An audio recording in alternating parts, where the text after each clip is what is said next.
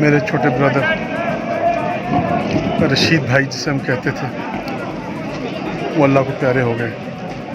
ذاتی طور پر تو وہ ایک چھوٹے موٹے کاروباری تھے، مگر جو ان کا سوشل کنٹریبیوشن ہے، جو ان کی سماج سیوا ہے، ان کا ایک ایک آدمی، ایک ایک بچہ، ایک ایک انسان آج یہاں اس لیے آیا کہ یہ میرا بھائی سماج سیوک تھا، اور یہ ایک چھپا ہوا سماج سیوک تھا۔ یہ جو کرتا تھا وہ اوپر والے کی مرضی کے لیے کرتا تھا، اس کی رضا کے لیے کرتا تھا۔ آج ہمیں نہیں رہا، اور عمر صاحب چونکہ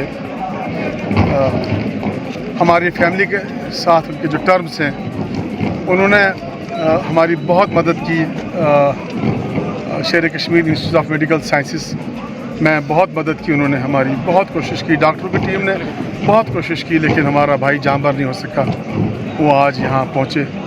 میں تمام پنچ کے لوگوں کا، ہزاروں کے اس مجمع کا، تمام سول سوسائٹی کا، ہندو بھائیوں کا، سکھ بھائیوں کا، اور ایڈمنسٹریشن کا خاص طور سے، اور عمر صاحب کا میں مشکور ہوں، ناصر سوگامی صاحب کا مشکور ہوں، جاوید رانا صاحب کا مشکور ہوں، اعجاز جان صاحب کا مشکور ہوں۔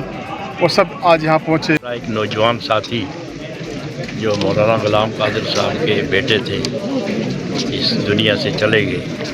مرنا تو ہر ایک نے آخری منزل وہی ہے، لیکن یہ مذہب کو جانتے ہیں، دنیا کو جانتے ہیں، اور آخرت کو جانتے ہیں۔ جاننا تو سب کو چاہیے، لیکن دیکھیں ابھی بھی انہوں نے کتنا صبر و تحمل کا مظاہرہ کیا، اور ابھی بھی ان کے بڑے بھائی سعید صاحب بتا رہے تھے کہ جو ہے نا، یہ مولانا لوگ بھی کہہ رہے تھے کہ دنیا چھوڑ کے آخر جانا ہی ہے۔ تو اس میں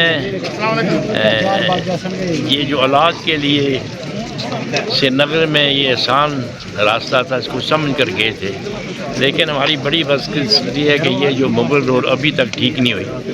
اس قسم کی پریشانیاں جو آ جاتی ہیں، جو حادثات ہوں کبھی بھی، تو اس سے ہمیں بڑی سخت تکلیف ہوتی ہے۔ تو ابھی اس جنازے میں تو چیف منسٹر جموں کشمیر کے بھی جو تشریف فرما تھے، تو ان سب کو بھی محسوس کرنا چاہیے کہ یہ کوئی ایسا ٹنل بنا دے۔ آج بڑا جموں کشمیر میں سڑکوں کا سلسلہ جو آسان کر رہے ہیں، تو اگر اس طرف بھی اگر دھیان ہو جائے، یہ ٹنل بن جاتا، تو یہ ساری جو تکلیفیں، دنیاوی تکلیفیں، یہ ہمیں نہیں جھیلنی پڑتی۔